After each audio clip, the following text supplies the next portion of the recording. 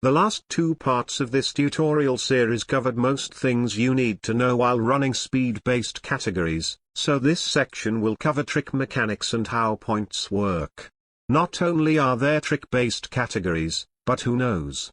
Tricks might be useful speed tech in the future, so it's important to know either way. Before I begin, it's time to talk about game versions again. For trick-based categories, the version used is up to personal preference. You can either use the PAL release for its increased speed during situations where you don't need to do tricks, or use the NTSC release since it tends to be easier to control and you seem to bail a lot less often. The decision is entirely up to you. Additionally, character choice is also up to user preference. A lot more than speed goes into trick-based categories, so use whoever you feel most comfortable with. I personally use AT Baroun since he has a higher trick stat while only sacrificing the speed stat. He's also quite overpowered for some tricks we're about to go over. First, trick controls.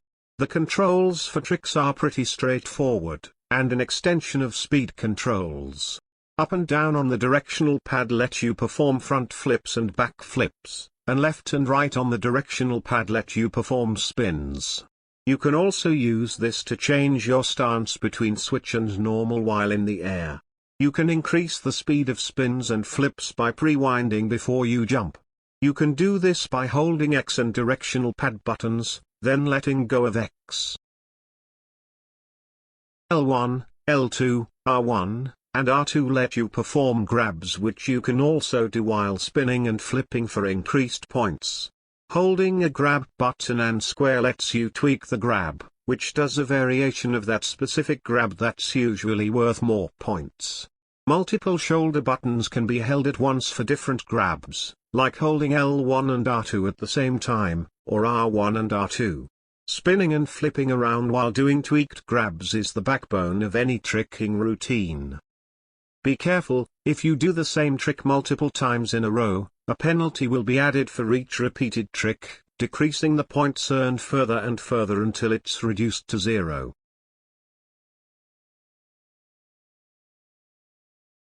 An easy way to avoid this is to throw an extra grab or spin into the mix, or alternate between doing the trick normal and switch.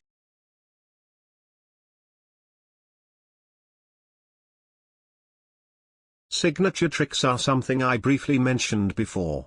If you collect a Moseley cookie, then pre-wind a normal Misty or Rodeo trick, you'll instead do your character's signature trick, which is worth roughly 26,000 points when done normally and roughly 34,000 points when done switch. However, there's an exploit that lets you spam signature tricks quite easily, letting you do up to 6 in a row without any airtime.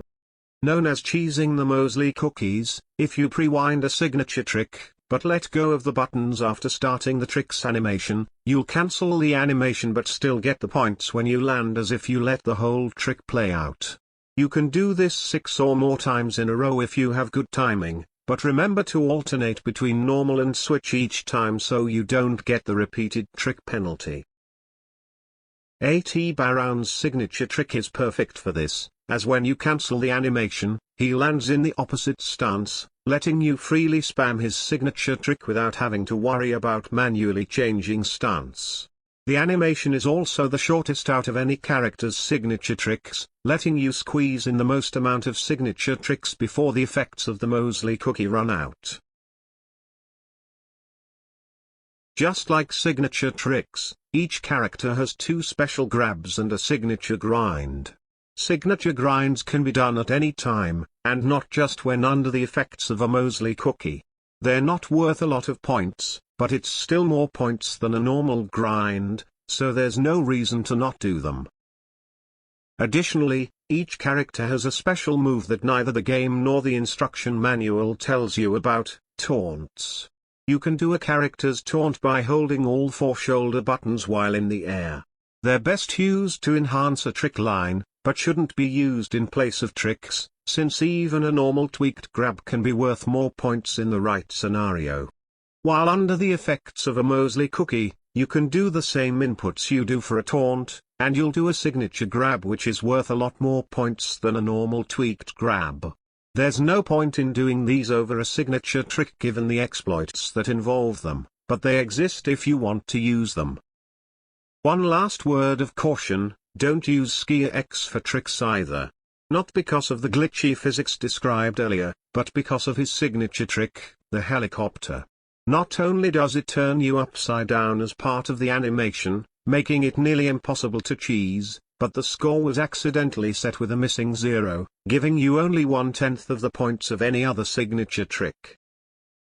It's about time I mention the other two collectibles, the 2x and 4x multiplier. The 2x multiplier looks like a blue version of the logo seen during the loading screen, and multiplies the points you get during the current combo by 2. The red version multiplies by 4 instead. Again, unlike most games, these multipliers apply to the entire combo and not just the current trick. Let's talk about combos. Combos are essentially trick lines. As long as you're doing tricks, are in the air, or are grinding rails, you're maintaining a combo. If you land on the ground or bail, the combo ends, all points being lost if the latter happens. All tricks and grinds done during the combo go into the end calculation, signature tricks included. However, the developers messed up big time when implementing multipliers, allowing you to exploit them to get millions of points. When adding multipliers to the game, they failed to add special programming for if multiple multipliers are collected during a combo. In games like SSX Tricky, collecting a 5x multiplier after already having collected a 2x multiplier overwrites the effects of the 2x multiplier, and the points are multiplied by 5. In this game, however, due to the lack of this check, collecting multiple multipliers in one combo makes their effects stack. Yes, you heard that right, their effects stack. This means that if you manage to collect 5 2x multipliers as seen here, a 10x multiplier is applied to your entire combo.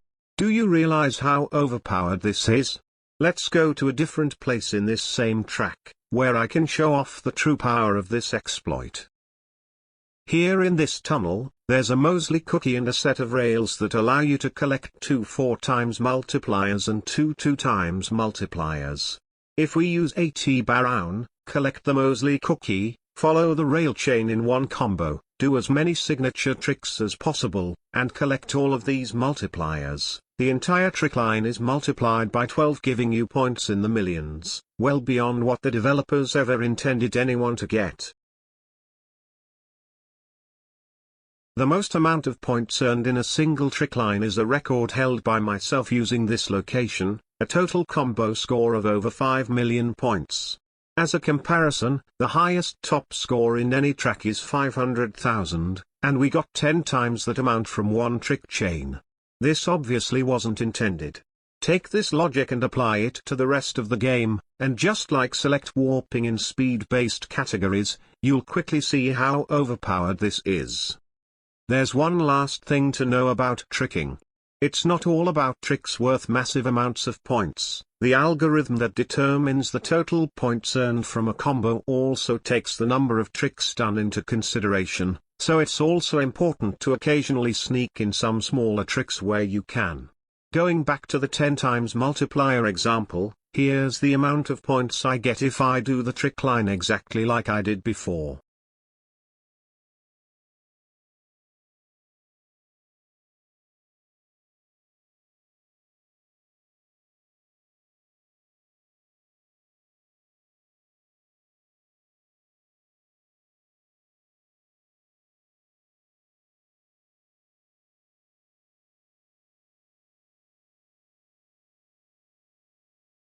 Now watch what happens to the score if I do some very quick 180-degree spins and regrinds in between the points where I trick through the multipliers.